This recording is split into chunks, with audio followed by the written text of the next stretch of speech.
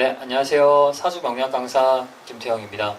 저희가 지난 시간에 목하고 화 오행에 대해서 한번 알아보는 시간을 가졌는데, 오늘은 바로 그 다음 오행인 토에 대해서 한번 알아보는 시간을 가질 거예요. 자, 사주에서 토라는 거는 당연히 어떤 땅의 기운을 의미하고 흙의 기운을 많이 의미를 해요. 근데 여기 보시다시피 토는 중용이다라 써져 있는데, 중용이 무슨 뜻이냐? 뭔가 중간을 항상 지킨다는 거고 한쪽으로 치우치지 않는다는 의미가 중용이라는 뜻이에요. 그럼 토가 하는 역할들, 이거를 우리가 저번 시간에도 우리 오프라인에서도 설명을 드렸었지만, 계절이나 어떤 시간이나 이런 것들이 보시면 다 보시다시피 토가 담당하고 있는 계절도 환절기예요. 목, 화, 금, 수는 각각 봄, 여름, 가을, 겨울 이렇게 4계절로 배속이 되어 있는데, 이 토만 환절기라고 되어 있어요. 한마디로 중간과 중간을 이어주는 계절과 계절 사이가 되고, 시간대로 봤어도 시간도 낮과 저녁 사이, 뭐 저녁과 밤 사이, 아침과 낮 사이, 이런 식으로 자기만의 시간이 아니라 항상 중간중간에 이어주는, 어떻게 보면 터미널 같은 역할이 우리 토의 역할이라고 볼 수가 있습니다. 방향도 마찬가지로 중앙이죠. 동서남북이 아니라 뭔가 중앙, 어느 한쪽에도 좀 치우쳐져 있지 않은 그런 방향. 그래서 한마디로 토를 떠올릴 때 우리가 생각해야 되는 건 흙이나 땅이 아니라, 뭔가 중간을 지키는 기운이 오행 토의 기운이구나를 생각해 주시면 훨씬 더 좋습니다. 그러면은 우리가 이 전 시간에 했던 화의 기운이 끝까지 좀 차오르고 차올라서, 한마디로 화가 청년기라면 이 토는 장년기가 돼요.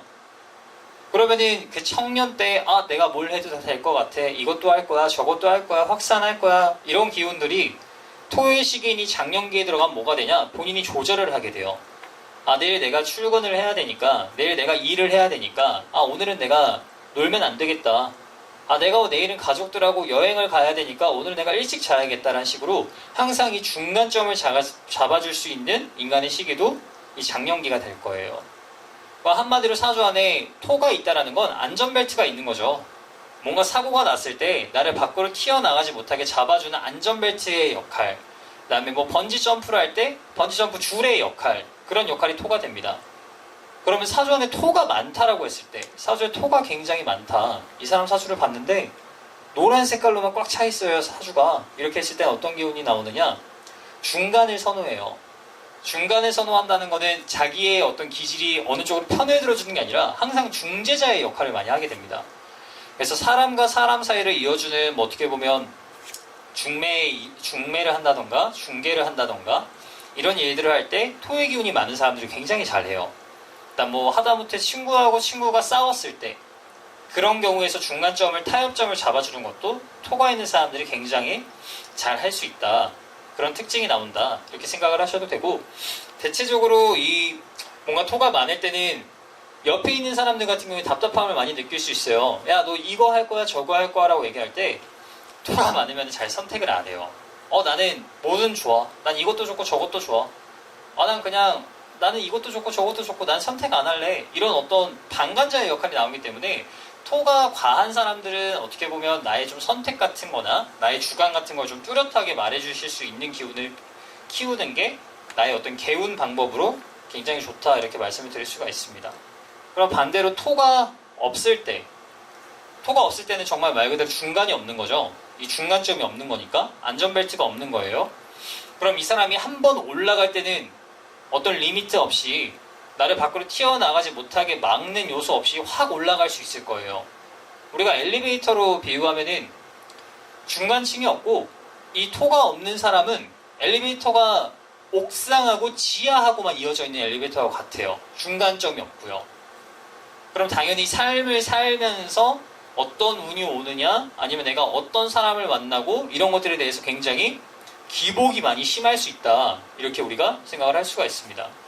그러면은 토를 한마디로 표현하면은 좀 더도 말고 덜도 말고, 이게 어떻게 보면 토의 기운이 될 텐데, 토를 우리가 떠올릴 때는 단순하게 토는 흙이야, 땅이야, 움직이지 않는 거래, 이게 아니라 좀 중간점을 지키는 기운이 토의 기운이구나, 이렇게 우리가 오늘은 이해를 하고 넘어가 주시면 좋을 것 같습니다. 자, 다음 금 볼까요? 자, 금, 오행 중에 금, 한마디로 어떻게 보면은 단단한 바위로도 볼 수 있고 강철로도 볼 수 있고 뭐 날카로운 금속으로도 많이 볼 수 있는 게 이 오행 중에 금인데, 금은 결단이라 써져 있죠. 금은 한마디로 내가 어떤 결정을 내리고 결단을 내리는 기운이 금의 기운이에요. 그러면은 이 금이라는 우리가 쉽게 떠올릴 때 맨 처음 떠오르는 보석 혹시 있지 않으세요? 다이아몬드 떠올리시죠? 그 다음에 뭔가 우리가 글씨를 새기고 잊지 말아야 되고 새길 때 우리가 뭐 모래에다 새기지 않잖아요. 다 단단한 바위에다 새기고 어떤 광석에다가 글씨를 새길 거예요. 뭐 기념비 같은 것들. 한마디로 금이 내포하고 있는 의미는 뭔가 불변함이에요. 바뀌지 않음이에요. 그럼 사람의 시기로 봤을 때도 중년기가 들어가면 우리 드라마 보면 그런 말 하잖아요. 야, 너 내 눈에 흙이 들어가기 전에 절대 안 돼. 나는 내 기준 바꾸지 않을 거야. 난 무조건 이거 아니면 너한테 안 맞춰줘. 그런 기운들 많이, 그런 얘기들 많이 들어보셨죠?